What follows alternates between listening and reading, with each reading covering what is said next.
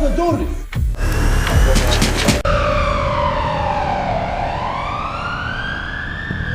Vašingtonas D.C. centrā atrodas viena no visvairāk apsargātajām ēkām pasaulē – Baltais nams. Bet cik stingra patiesībā ir tā drošība? Sākot no slepenām pazemes bunkuriem, snaiperiem uz jumta, modernām novērošanas sistēmām, līdz pat aizsardzības pasākumiem, par kuriem lielākā daļa nezina, iepazīsim drošības pasākumus, kas tiek izmantoti, lai aizsargātu Amerikas Savienoto Valstu prezidenta mājokli. Bet pirms mēs sākam apspriest šo tēmu, es vēlētos lūgt tev vienu lietu. Lūdzu nospied patīk un abonē mūsu kanālu. Tas mums, satura veidotājiem, ir milzīgs atbalsts. Tāpēc sāksim! Infrasarkamie sensori. No rīta apkārt Baltajam namam šķiet redzami tikai koki.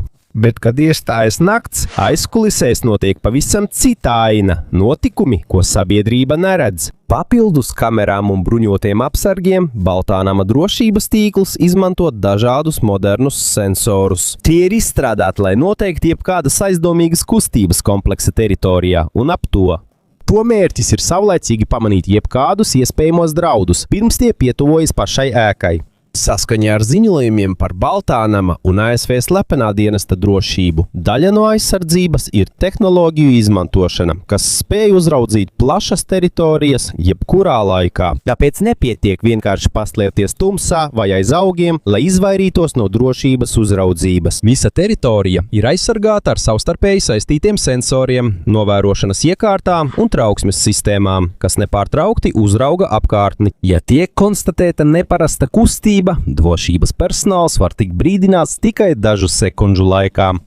Lai cik smieklīgi tas neizklausītos, ne visas trauksmes izraisa cilvēki. Ir gadījumi, kad putni, vāveres vai citi mazi dzīvnieki izraisa pēkšņi drošības personāla trauksmi. Taču viņiem labāk ir reaģēt piesardzīgi uz katru signālu, nekā ignorēt iespējamas briesmas. Pateicoties cilvēku un mūsdienu tehnoloģiju kombinācijai, Baltais nams joprojām ir viena no visdrošākajām ēkām pasaulē. Zemegaiss, raķetes. Tiek uzraudzīta ne tikai zeme ap Balto namu, bet arī debesis virs tā, ietilpst vienā no stingrākajām drošības zonām Amerikas Savienotajās valstīs.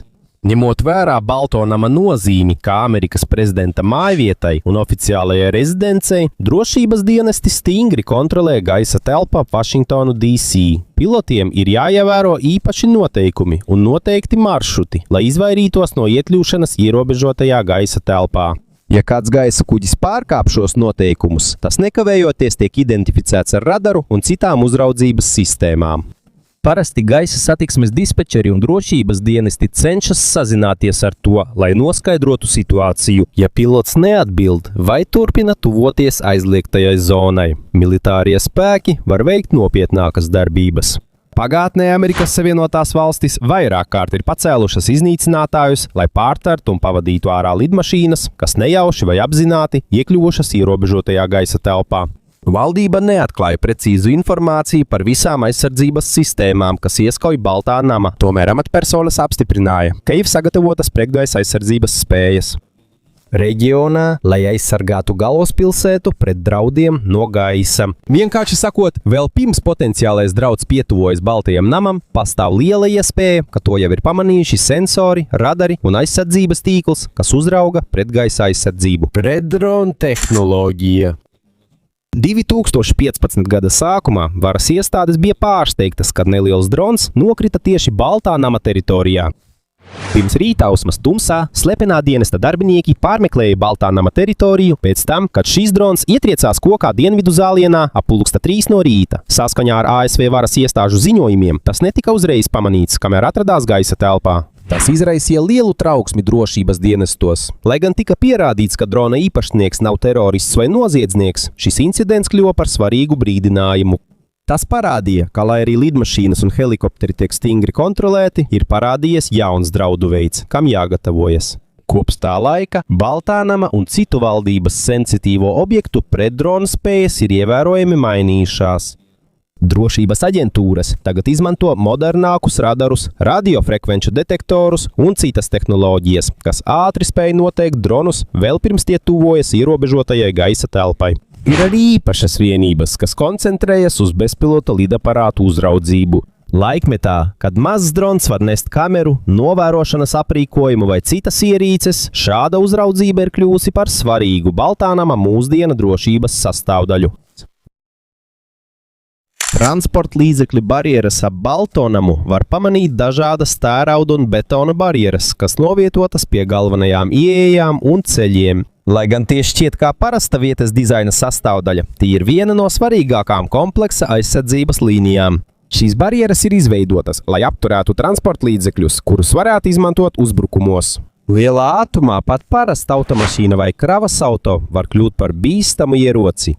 Tāpēc ir izveidoti daudzi kontrolpunkti un aizsarbarjeras, lai nodrošinātu, ka neviens transporta līdzeklis nevarētu vienkārši piekļūt pašai ēkai. Gadu gaitā drošība ap Baltānama ir kļūsi vēl stingrāka. Tika paplašinātas ierobežotās zonas gan transporta līdzekļiem, gan gājējiem, lai palielinātu attālumu starp sabiedrību un galveno ēku. Iespējams, tie nav tik pamanāmi kā raķešu sistēmas vai augsto tehnoloģiju sensori, taču katru dienu tie kalpo kā klusa aizsardzība pret vienu no visizplatītākajiem drošības apdraudējumu veidiem. Pārtikas degustētāji. Saskaņā ar ziņojumiem par prezidenta drošības protokoliem, ēdiens, kas tiek pasniegts Amerikas Savienoto Valstu prezidentam, iziet stingru pārbaudi. Sākot no sastāvdaļu iegādes līdz ēdienu pagatavošanai, ir daudz procesu, kas paredzēti, lai samazinātu jebkādu piesārņojuma vai sabotāžas risku. Tiek arī rūpīgi pārbaudīti cilvēki, kuriem ir piekļuve prezidenta virtuvei. Pavāri un citi darbinieki, kas gatavo ēdienu, iziet rūpīgas iepriekšējās pārbaudes un saņem drošības pielaides, pirms viņiem tiek atļauts strādāt Baltajā namā. Lai gan ir daudz viedokļu par pārtikas degustētāju izmantošanu prezidentu vajadzībām, valdība publisko tikai nelielu daļu oficiālās informācijas par precīzajām metodēm, kas tiek izmantotas. Skaidrs ir tikai tas, ka pārtikas drošība ir viena no augstākajām prezidenta drošības prioritātēm. Vietā, kur katra detaļa ir svarīga, pat vienkārša maltīte tiek uzskatīta par daļu no plašākas aizsardzības sistēmas, kas ieskauj visspēcīgāko amatu Amerikā – pārbaudes process. Saskaņā ar Baltānama apmeklētāju biroja un Amerikas Savienoto Valstu slepenā dienesta noteikumiem, apmeklētājiem ir jāiesniedz pieprasījums vairākas nedēļas pirms plānotās ekskursijas. Agrīna reģistrācija nodrošina pietiekami daudz laika nepieciešamajai drošības pārbaudei. Pirms apmeklējuma apstiprināšanas iestādes pārbauda apmeklētāju informāciju, lai pārliecinātos, ka viņus ir droši ielaist vienā no valsts svarīgākajām ēkām. Šī iemesla dēļ process ir stingrāks nekā parastās turistu apskates vietās.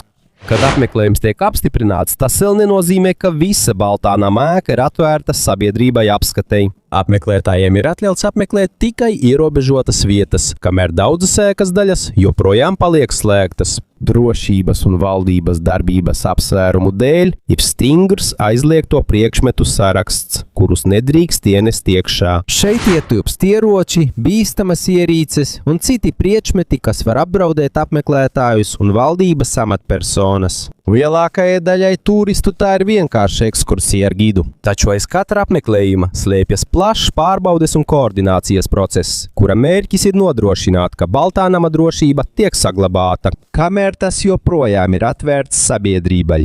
Ložu necaurlaidīgi logi. Baltajā namā ir vairāk nekā 100 logu, un daudzi no tiem ir daļa no birojiem un privātajām telpām, kuras ikdienā izmanto prezidents un viņa darbinieki. Tāpēc drošības plānotāji jau sen ir uztraukušies par to, kā aizsargāt ēku pret iespējamiem uzbrukumiem no ārpuses. Gadu desmitiem ejot, dažādas Baltānama daļas pakāpeniski tika aprīkotas ar izturīgāku pret lodēm izturīgu stiklu. Šie speciālie stikli ir izstrādāti tā, lai samazinātu vai novērstu bojājumus, ko izraisa lodes un citi spēcīgi triecieni. Šo aizsardzības līdzekļu nozīme kļuva skaidra pēc vairākiem incidentiem, kad Baltais nams tika apšaudīts no liela attāluma. Neskatoties uz šiem notikumiem, ēkas augstās drošības funkcijas pierādīja, ka tā spēj nodrošināt būtisku aizsardzību, vienlaikus ļaujot dabiskajai gaismai iekļūt Baltajā namā. Vienkārši sakot, šie logi nav tikai skata dēļ. Tie ir arī klusi, bet svarīgi ēkas aizsardzības elementi. Apsardzes suņi. Daudzu desmitgažu garumā Amerikas Savienoto Valstu slepenais dienests ir paļāvies arī uz īpaši apmācītiem suņiem, lai palīdzētu apsargāt vienu no svarīgākajām ēkām valstī. Lielākā daļa šo suņu ir no šķirnēm, kas pazīstamas ar savu ātrumu, asu dzirdi un spēju paklausīt. Sarežģītu komandu izpildē viņi iziet intensīvu apmācību kopā ar saviem kinologiem, pirms viņiem tiek atļauts piedalīties reālās operācijās. Viņu uzdevums nav tikai vajāt iespējamos ielauzējus. Viņus izmanto arī aizdomīgu personu meklēšanai, vietu pārbaudai ar drošības riskiem un palīdzībai ātrā reaģēšanā ārkārtas situācijās.